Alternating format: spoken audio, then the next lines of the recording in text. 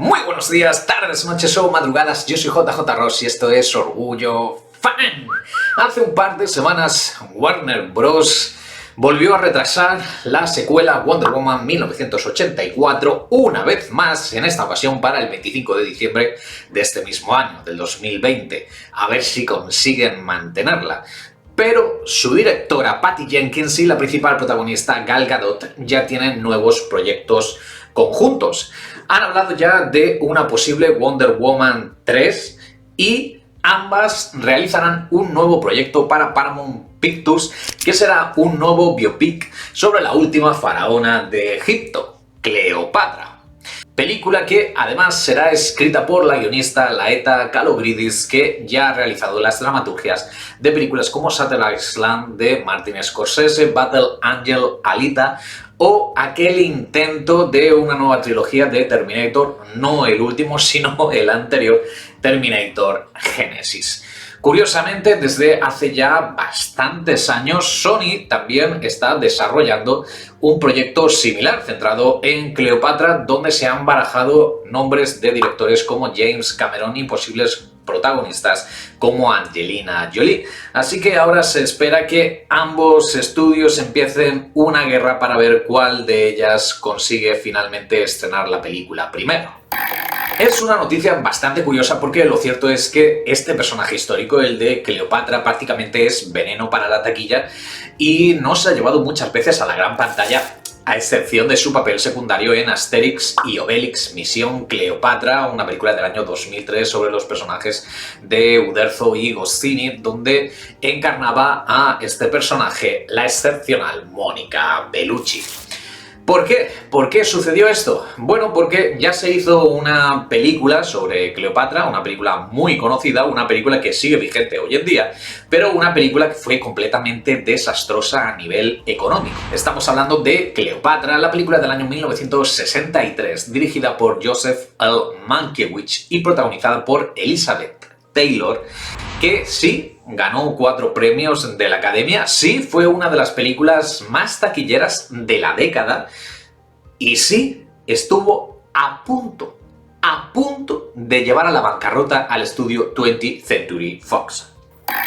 Hay que tener en cuenta que el proyecto de esta Cleopatra, la del año 1963, se presupuestó en un primer inicio en $5 millones y acabó costando 31 millones el simple hecho de rodarla, 6 veces por encima de su presupuesto, más además los costes de la exhibición lo elevaron a 44 millones, con lo que los 57 millones de dólares que tuvo de beneficio ni siquiera sirvieron para que 20th Century Fox consiguiera recuperar el dinero, pues hay que tener en cuenta que gran parte de esos 57 millones de dólares se lo llevan los exhibidores, es decir, las salas de cine. Así que de nada le sirvió a Cleopatra ser no solamente una de las películas más taquilleras de la década, sino por supuesto la película más taquillera de su año de estreno, del año 1963. Entre otras cosas, por ejemplo, se gastaron dinero en pagarle el sueldo a Elizabeth Taylor, que fue la primera actriz en cobrar $1 millón por una sola película. Estamos hablando del año 1963. Todas estas cifras a día de hoy pues serían muchísimo más astronómicas. Uno de los motivos clásicos que suponen el fracaso o el sobrecoste de una producción es despedir varias veces a varios directores o, en este caso, contratar y despedir varias veces a lo largo del rodaje al mismo director, Joseph L. Mankiewicz, que había sido puesto detrás de las cámaras por la propia protagonista Elizabeth Taylor, que ya había trabajado con él anteriormente en Suddenly Last Summer, de repente el último verano, basada en la obra de Tennessee Williams. Pero para que tengamos un poco más de perspectiva de cómo afectó el fracaso de Cleopatra al estudio 20th Century Fox, hay que decir que estaban perdiendo tanto dinero todos los días conforme iba transcurriendo el rodaje de Cleopatra, que se vieron obligados a paralizar todos los proyectos, aparte del de Cleopatra, que tenían en marcha. Por ejemplo, la comedia romántica Something Got to Give, película que al final acabó inconclusa por la muerte de su principal protagonista, Marilyn Monroe. Y en varias biografías de la actriz de Marilyn Monroe se dice que los desastres de esta producción fueron uno de los principales motivos que la afectó psicológicamente hasta el punto de suicidarse. Se suicidó Marilyn Monroe por estas mismas fechas, por el año 1962. Imaginaros, por culpa de Cleopatra. Pero atención, porque esta historia también es buenísima. Por culpa de Cleopatra, para tener algo de liquidez, algo de efectivo, 20th Century Fox se vio obligada a vender un terreno increíble de 180 hectáreas, que son más de 100 kilómetros cuadrados, un terreno que, por cierto, había pertenecido a Tom Mix, la primera gran estrella de Hollywood, aunque de Tom Mix ya hablaremos en otro vídeo seguramente. Bueno, pues se vio obligada a desprenderse, a vender o incluso mal vender este terreno que posteriormente se convirtió en Century City, que lleva el nombre de Century City por el estudio 20th Century Fox. Century City, que es uno de los barrios de Los Ángeles de California más prósperos a día de hoy y que prácticamente es una ciudad independiente dentro de otra ciudad, de Los Ángeles. Y todo por una sola película, por Cleopatra. Increíble. Una película que, por cierto, la de Cleopatra saltó a los medios sensacionalistas y fue uno de los motivos del éxito posterior cuando se estrenó la película, porque el romance que mantuvieron sus dos principales protagonistas, Elizabeth Taylor, que encarnaba a Cleopatra, y Richard Burton, que daba vida a su amante, a Marco Antonio.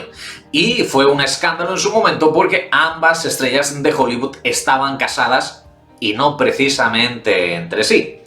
Y otro de los datos interesantes acerca de Cleopatra es que Elizabeth Taylor, aparte de ganar ese $1.000.000 al que hacíamos referencia anteriormente, también ganó un récord Guinness, el de mayor cantidad de cambios de vestuario en una sola película. Fueron en total 65 cambios de vestuario, aunque la película se estrenó en el año 1963, pues el récord le duró poco, porque en 1968, 5 años después, la superó y con creces Julie Andrews en la película Star, donde tuvo nada más y nada menos que 125 cambios de vestuario en una sola película. Con todo, la película de Cleopatra es una de las mayores en todos los sentidos de la historia de Hollywood. El primer corte que presentó su director, Mankiewicz, al estudio duraba 6 horas, y consiguió reducirlo a 4, pero al estudio esto les seguía pareciendo insuficiente. Quería que lo redujese aún más. Todo eso a pesar de la insistencia de Joseph Mankiewicz, que estuvo peleando para que se dividiera la película en dos, que se hicieran 2 películas de Cleopatra, pero al final no, consiguió reducir el corte, súper reducirlo, hasta poco más de 3 horas de duración. Y si esperáis que en algún momento salga una edición especial mostrando esas 6 horas de rodaje de Cleopatra, pues lamento deciros que todo ese material se perdió hace muchísimo tiempo, así que ya está completamente en el olvido.